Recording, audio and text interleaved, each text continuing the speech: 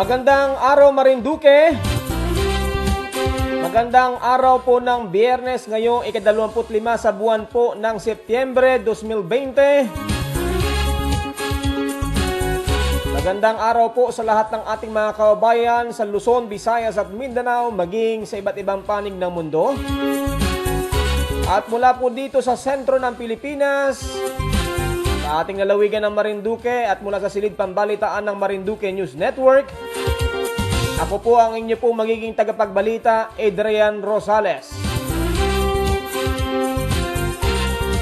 Narito po tayo ngayon upang muli po na i-update ang ating mga kababayan, lalo na po yung mga wala dito sa ating lalawigan, patungkol po dito sa mga bagong kaso ng COVID-19 dito po sa ating pong probinsya. Batay po dito sa huling nilabas ng COVID-19 PHO Marinduque, meron na po tayong 30 bilang ng mga nagpositibo sa COVID-19. Pero malaki sa bilang na yan ay naka-recovered na at may mga kasalukuyang minomonitor. Kabilang na po yung pong bago, yung 2 bago na nilabas ngayon pong araw na ito. So sa lahat ng ating mga kababayan, i-update po namin kayo. Kaya wag po kayong bibitaw, samahan nyo po kami, i-like and i-share itong ating pong balitaan ngayon pong hapong ito ng Biyernes. Happy weekend sa ating mga kababayan at alam ko po na marami po ngayon ay naghahanda na pauwi sa kanilang mga tahanan buhat sa mga trabaho. Pero bago tayo umuwi, pakinggan muna natin ang ating magiging panayam sa araw pong ito. At ngayon po tayo po ay ito yung talagang inaabangan ngayon ng marami dahil sa nakalipas po na mahigit 6 na buwan ay ang bayan po ng Buena Vista po ay walang naitala na kaso po ng COVID-19. Pero ngayong araw na ito medyo malungkot po dahil sa kauna-unahang pagkakataon ay nagkaroon na po sila ng kaso ng COVID-19 dyan po sa bayan po ng Buena Vista. Kaya minarapat po ng programang ito mula dito sa silid pambalitaan ng Marinduque News, nakapanayamin ang punong bayan ng bayan po ng Buena Vista sa katauhan ng ating pong mabait na Mayor Nancy Madrigal. At ngayon po ay ating pong kinokontak na ang mayora ng Buena Vista. Ayan. At para po makunan po natin ng pahayag dito po sa bagong kaso ng COVID-19. Ayan, nasa linya na po. Magandang hapon, Mayor Nancy Madrigal. Nakikinig na po ba niyo ako? Magandang hapon po. Opo. Mayora, salamat po sa pagpapaunlak at kami po ay mabibigyan nyo ng pagkakataon upang marinig ang inyo pong pahayag patungkol nga po dito sa malungkot na balita na ang Buena Vista po ay nagkaroon po ng kauna-unahang kaso ng COVID-19. Pero bago pong lahat, Mayora, magandang hapon. Kumusta na po kayo? Okay naman po. So sabi ko nga po, simula po nung March 15 hanggang September 25, 0 ang Buena Vista. But then, talagang ganon. And then, ito nga po yung September 25 ay ipapaalam talaga natin na meron na po tayong nakapagtala ng kauna-unahan pong kaso ng COVID-19 sa bayan ng Buena Vista. Opo. So, Mayora, dahil po ito nga po yung kauna-unahan na kaso, siguro ang tanong po natin, kasi noon po pong nakaraan, nakikita natin kung gaano po yung ginagawa po yung paghihigpit, para nga po hindi po makapasok itong COVID-19 sa bayan po ng Buena Vista. So, ngayon po na nagkaroon po, pwede po ba mabigyan niyo po kami ng kaunting background at kung paano po nagkaroon ng positibo sa inyo pong bayan? Opo, kasi nga po, ito pong patient number 30 natin, ay ito po ay dito sa patient number 25 and 26. Mm-hmm. So, ang kagandahan po nito, sir, yan, ay yung pong patient 30, nakakaunawa po at alam niya ang kanyang gagawin. Mm-hmm. So, nung magkaroon na po ng positibo, ay siya naman po ay nag-self-quarantine at meron na rin pong kayusan. Noong September 21, si Doktora po at si Dito po, sila po ay pumunta po doon sa barangay na yon at para mag-lecture at para po malimitahan po ang paggalaw. At napakaganda rin po ng ginawa ng barangay po na yon sapagkat doon po nagtalaga sila yung barangay tanod at saka kagawad, of course, kapitan. Kumbaga ay sila yung na mga nandoon lang na anytime na may pangangailangan sila po yung gaganap. So, napakaganda naman po ng pag-aayos. And then, siyempre po, si Dr. din po, ayan, siyempre, nag-ano din po kaya yung mga border control po namin. Ayun, so, ang nakakatuwa po ay yung 5 po na kasamahan na member ay maganda naman po ang balita. Sila po ay lumabas na rin po ang result. Sila po ay negative po. Ayan. At salamat naman po dahil kahit po may nagpositibo ay yun naman po. Mayora, bago po tayo magtuloy kasi nabanggit po niyo yung magandang balita na nagnegatibo yung kasabay po niya na test. Opo. So ito po ba ay bahagi po ng contact tracing or talagang sila po ay may direktang contact kasama po nitong nagpositibo ay may direktang contact din sa patient number 25 and 26? Opo. Ito pong 5 na ito po yung nasa sa loob ng bahay kasama yung ngayon na patient number 30. So yung 5 negative, siya yung positive. Opo. So Mayora, bukod po dun sa 5, mayroon na po ba tayong na-identify pa na iba pang posible na nakasalamuhan nitong ating bagong pasyente na ito? Sa ngayon po, meron po kaming iniintay na 4 na nag-swab. Wala pa po yung result pero hindi po connected dito. So nagko-contact trace pa po dito sa number 30 patient. Opo.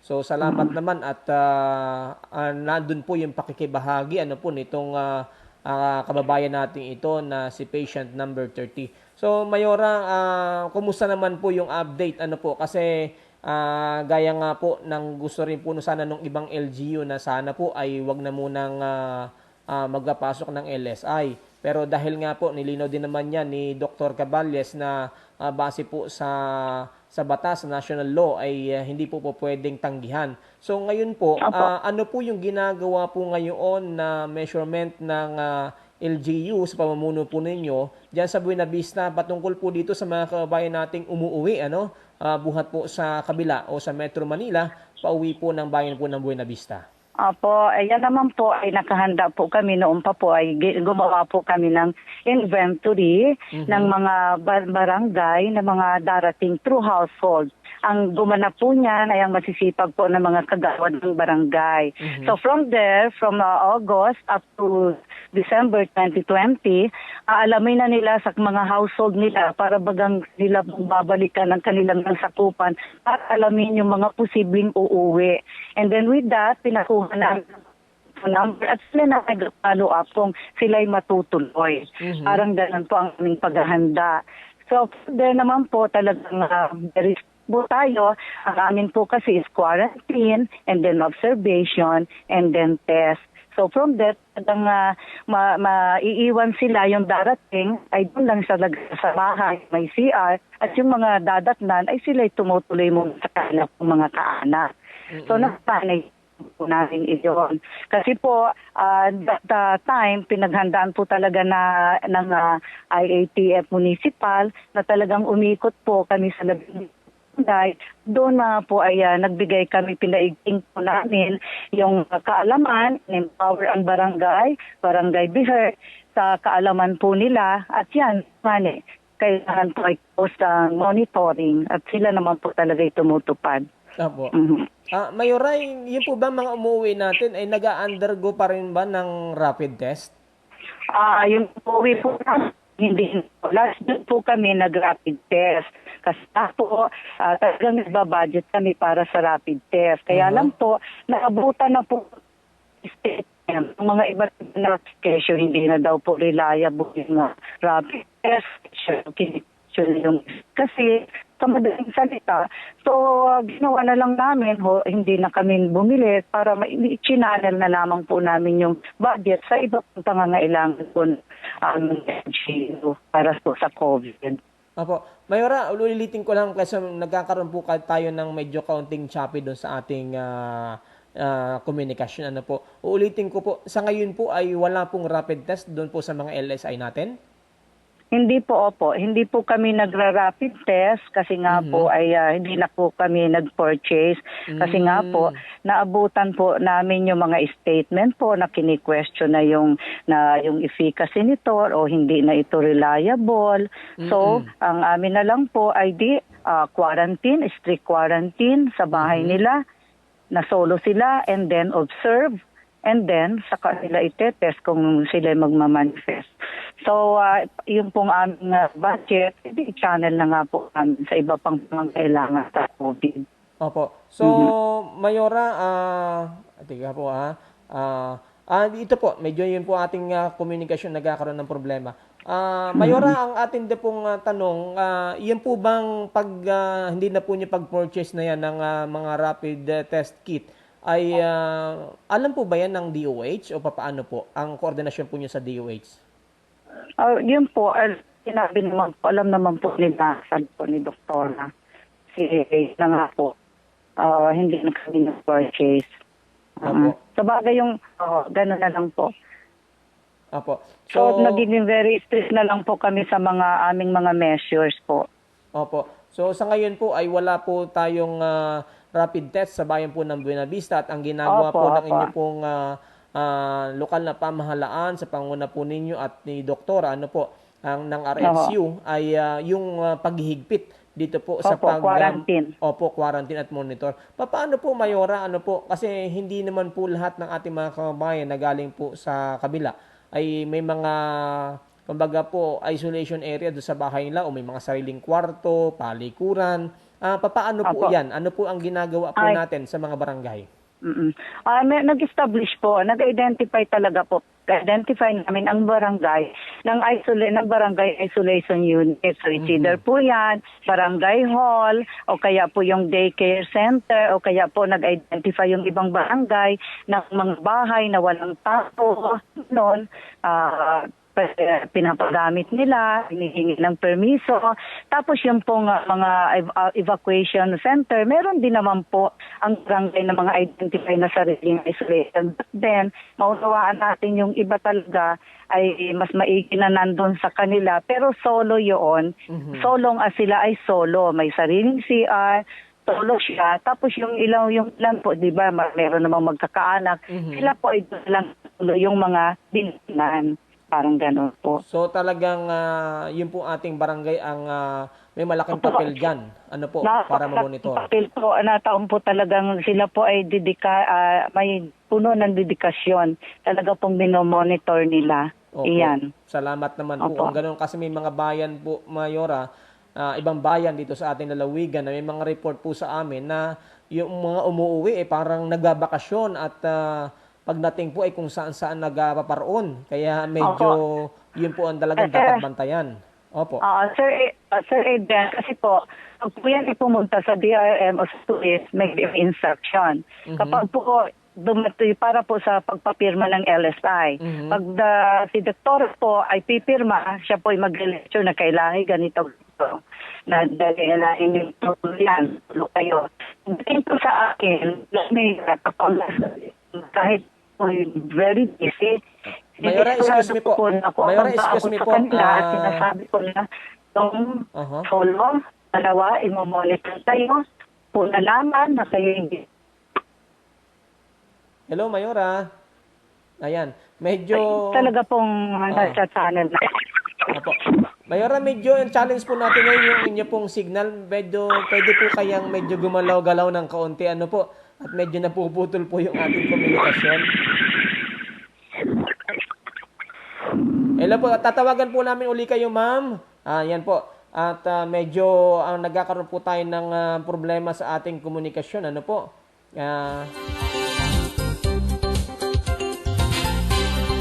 Tawagan po ulit natin si Mayor Nancy Madrigal ng bayan po ng Buena Vista at doon po sa mga kabubukas pa lamang po ng kanila pong mga Facebook Live at ng kanilang telebisyon sa Lucky 7 Channel 3 na mapanood po sa bayan ng Mugpog, Buwak at Gasan. Ngayon po ay ating pong kinakapanayam ang Mayor po ng Buena Vista, Mayor Nancy Madrigal, patungkol nga po dito sa kaunahan nagpositibo sa kanilang pong bayan. At ayon nga kay Mayora, ay maganda naman po yung resulta sapagkat nakikipag-coordinate ito pong nasabi pong pasyente, si patient number 30, at yung po mga kasabay po niya at mga kasama sa bahay na nag-undergo din po ng test ay nag-negatibo naman. Sige po, at ating pong muli pong kukontakin, ang ating pong Mayor Nancy Madrigal. Ayan, at kayo po patuloy pa rin nanonood, at nasa kabilang linya na. Hello, Mayor. Opo. Na medyo choppy po. Opo. Medyo sabi ko nga kanina, galaw-galaw ng kaunti at yung ating signal ang may problema. So, balikan ko po kayo, Mayora, dito sa ating naputol na pag-usapan, patungkol nga po dito sa inyong ginagawang mahigpit na pagmomonitor. At sabi nga po ninyo ay yung barangay, hindi na po sila na rapid test, ang ginagawa na lang po ay yung strict monitoring sa barangay. Opo. So, Mayora, quarantine. Opo. Na-quarantine ito doon sa kanilang mga bahay kung meron silang sapat na pasilidad, at kung wala na po ay ang barangay po ay doon po inalagay. Isolation unit. Opo. So, Mayora, ang tanong ko lang po dito ay paano po yung pong pangangailangan nitong ating mga kabayang ito? Kasi yung pong pagkain, sino po ang nagpo-provide? Meron po bang ibinabahagi din po dito ang sangguniang bayan ng ng Buena Vista? Before po niyan, talagang pinasabi namin na may kahandaan sila. Pag humingi po kasi ng permit na sila may uuwi, so yun nga po, kay doktorang instruction plus ako po, bago pumirma,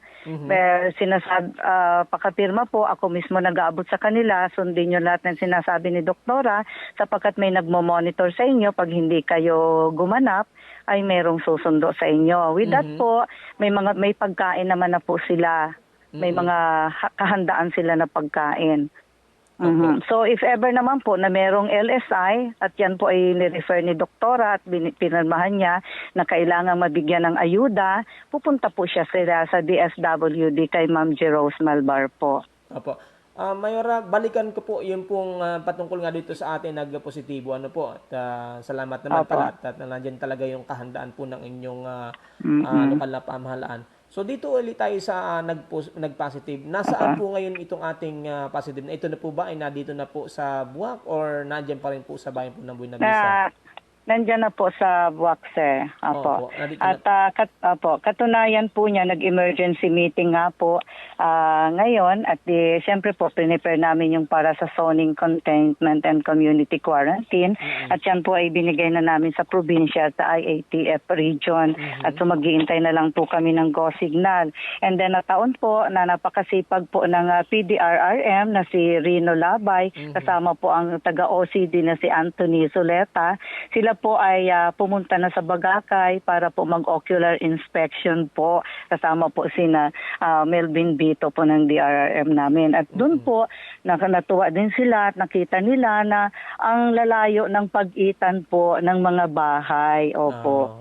So, bali po, na-identify na po nila through yung record po kasi ng aming DRRM na may 5 po na yung para sa critical zone and then 32 po yung sa containment na na zone. So ito po yung mabibigyan ng kung anumang ayuda na iaano namin. Opo. Ulitin ko po, Mayora, yung po nasa critical zone ay 5 pong tao o 5 pamilya? 5 household na mga kaanak. Opo. Ayun. So 5 lang pong na household. Opo. So yung the rest kasi po nakita nila, medyo kasi pasok yun eh. Nakita po nila na yun po na malalayo ang mga pag-itan po.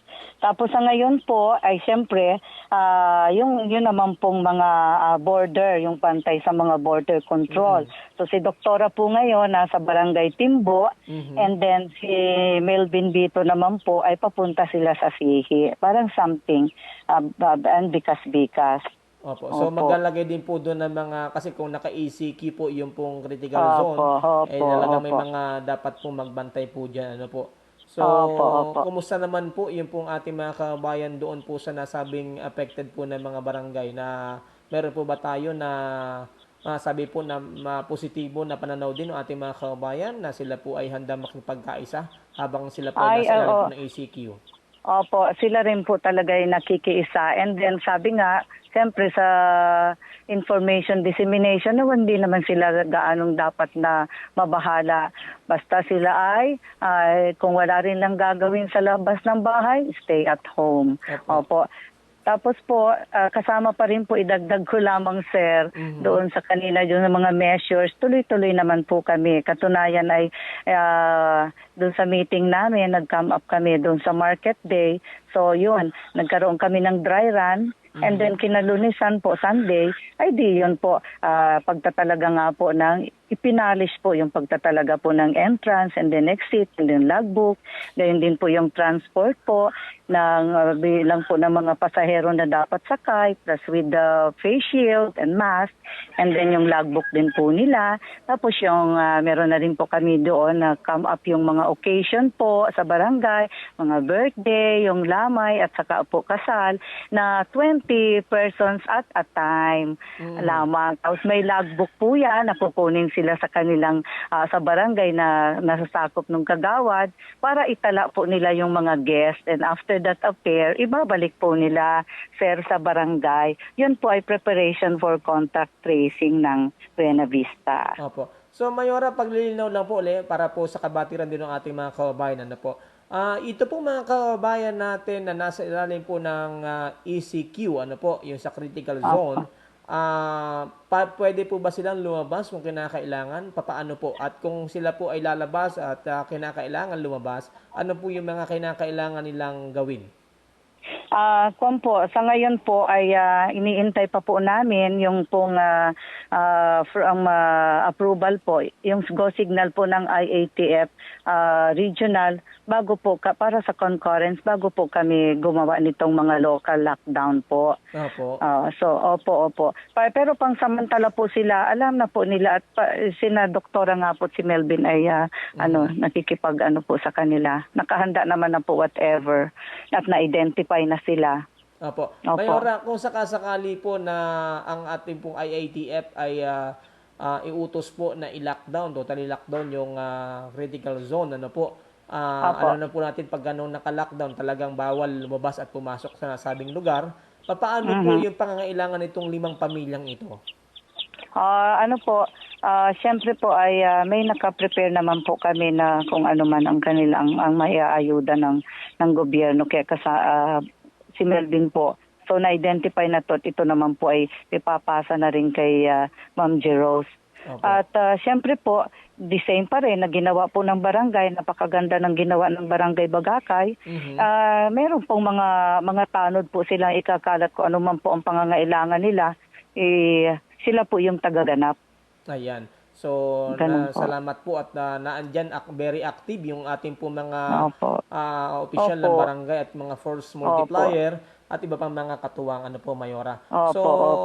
Sana po doon sa ating mga kababayan, sa halip na sila po ay pumuna magbato ng mga negatibo, ay ang apila din po natin, Mayora, ng ating programa, ay sana po ay ipagdasalan lang natin, at suportahan itong ating mga kababayan ito na moral support para sila po ay mas mabilis na kumbaga po ay gumaling hindi lang po wala man tayong may abot ng mga bagay na material, pero kung tayo po naandyan nagdadasal, malaki po ang magawa. Okay, Mayora, siguro po salamat po at nagbigay po kayo ng pagkakataon. So bibigyan po namin kayo ng pagkakataon para po magbigay ng mensahe sa ating po mga kababayan diyan po sa Buena Vista. Ngayon pong ang inyo pong bayan ay nagkaroon na po ng kaunahang kaso ng COVID-19. Nasa inyo po ang pagkakataon, Mayora. Okay. So sa akin po mga kababayan sa bayan ng Buena Vista ay tayo po, patuloy po tayo sa ating pag-iingat. So pinapayuhan po na tayo ay sumunod po sa mga alituntunin pong pangkaligtasan, pangkalusugan po. So kung di rin lamang po sadyang kailangan na lumabas ng bahay ay is mag-stay at home. At patuloy po syempre yung ating pagsusuot po ng face mask at meron po tayong ordinansa ng executive order na kapag po nasa poblasyon at o kaya babiyahe, meron pong face shield. So so palagi pong ugaliin natin ang paghuhugas po ng ating kamay at syempre yung pong distancing. At napakahalaga po na palakasin po natin ang resistensya, no? And then syempre po napakahalaga din na sa pamagitan po ng pagpapalakas ng resistensya, dapat sapat na pagkain, sapat na tulog, sapat po na ehersisyo, and of course ang disiplina.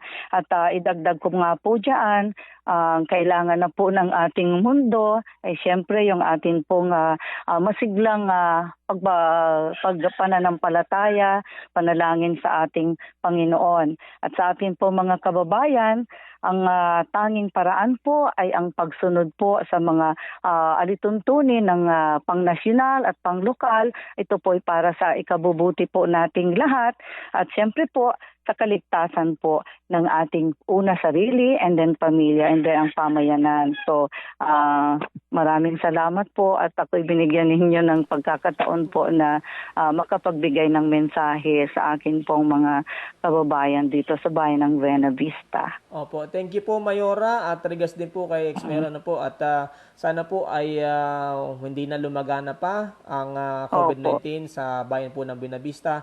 At salamat din po. Siguro from time to time makikipag-ugnayan po kami sa inyo. Opo. Ano po, Mayora, at para po maibigay din natin sa ating mga kababayan yung mga latest update diyan po sa bayan po ng Buena Vista. Ingat po kayo at maraming salamat po sa pagkakataon, Mayora. Salamat din po. Okay. Maraming salamat. Bye-bye po. Ayan, at ang nakapanayan po natin ay ang mayor po ng bayan po ng Buena Vista, si Mayor Nancy Madrigal, at napakaganda po ng kanya naging pahayag kung paano yung ginagawa po na paghahanda at ngayon po ay mga aksyon na ginagawa ng bayan po ng Buena Vista para masugpo ito pong paglaganap ng COVID-19 sa bayan po ng Buena Vista. Although medyo matagal-tagal na talagang hindi po nagkaroon ng COVID-19 sa bayan po ng Buena Vista. At ngayon pa lang po nagkaroon, pero sabi nga ni Mayora ay napakaganda na po ng resulta sapagkat yung po mga kasama po ng nasabi pong COVID positive, si patient number 30 ay nagnegatibo na po sa swab test at may mga hinihintay pero inaasahan din po na ito yung magninegatibo. At ito na pong pasyente ay naandun po yung coordinate sa pamahalaang bayan ng Buena Vista. So sa ngayon po, yung pong patient number 30 ay nandyan na po nandito na po sa bayan po ng Buwak, particular diyan po sa sa Provincial Hospital. Baka po isipin ng ating mga kababayan bakit puro sa Buwak ang punta, sapagkat ang ating Provincial Hospital at ang isolation facility po ng mga nagko-COVID positive ay naandyan po sa ating Provincial Hospital. Again, sa lahat po ng ating mga kababayan, sana po ay patuloy po tayo na magkaisa, magdasal, anuman po yung mga, sabi ko nga po, ay wala pong bagay na konkreto o perfecto, sa pamahalaan man o saan pa man. Pero kung tayo po ay magkakaisa, hindi po maging negatibo, at kung may mga negatibo po na komento, sana po wag nating i-entertain, ang ating pong isipin ngayon ay kung paano po malulutas itong ating pong mga kinakaharap po ngayon at paano po matutulungan yung ating mga kababayan na nagkaroon po ng o naging biktima po ng COVID-19 dito po sa ating pong lalawigan. So ang hinihiling din po ng mga opisyal ng ating lalawigan, sana po yung po mga kababayan po natin, especially mga LSI, patuloy na makiisa. Po mga kababayan po natin na umuwi sa ating probinsya. At yun na po mga kababayan natin sa probinsya ay panatilihin po natin yung pagsunod dito po sa mga mandato ng ating pong pamahalaan. Paglabas po ng bahay, magsuot po tayo ng face mask at face shield.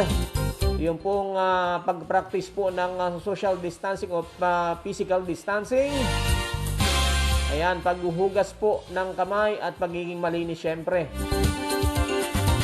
Ayan, at yan po ang ating mabisang panlaban para hindi po tayo mahawahan ng COVID-19 dito po sa ating pong probinsya. So sa ngayon po, ay meron po tayong 30 confirmed cases po ng COVID-19. Kabuuan po yan. Marami na po ang naka-recover, At para po doon sa iba pa po mga detalye niyan, ay pasyalan din niyo po ang COVID-19 PHO Marinduque dahil naandyan po yung buang report ng Provincial Health Office,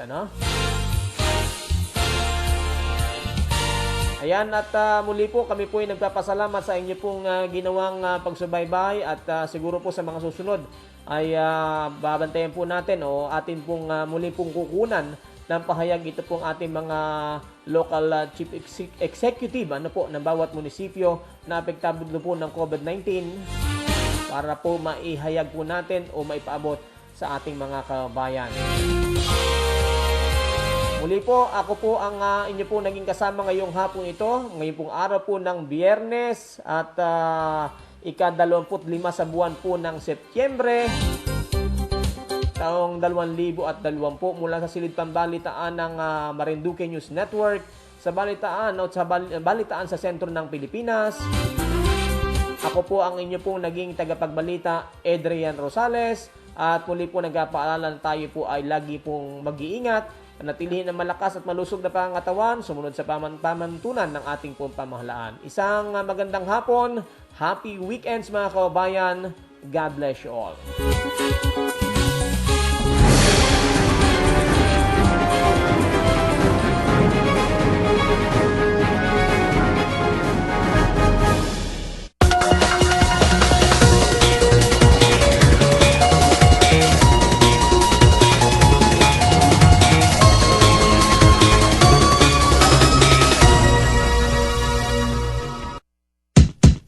Parami ng parami ang umiinom ng Best Cafe. Mula Luzon hanggang Mindanao ay umaapaw ang mga testimonya ng mga taong natulungang gumaling sa kanilang karamdaman. Ako po si Dennis Alejo ng Bawan, Batangas. Problema ako dati ang blood pressure ko. Pero araw-araw pagkagising ko ay Best Cafe agad ang iniinom ko. Nang huli akong magpa-check up, normal na ang blood pressure ko. Grabe talaga ang Best Cafe. Mahusay. Best Cafe 8-in-1 Coffee. Mayaman sa malunggay, mangosteen, guyabano, barley grass at agaricus mushroom. Sugar-free ito dahil all-natural stevia ang sangkap. Aprobado ng Food and Drugs Authority. Best Cafe 8-in-1 Coffee. Mabibili sa mga butika at supermarkets. Best Cafe 8-in-1.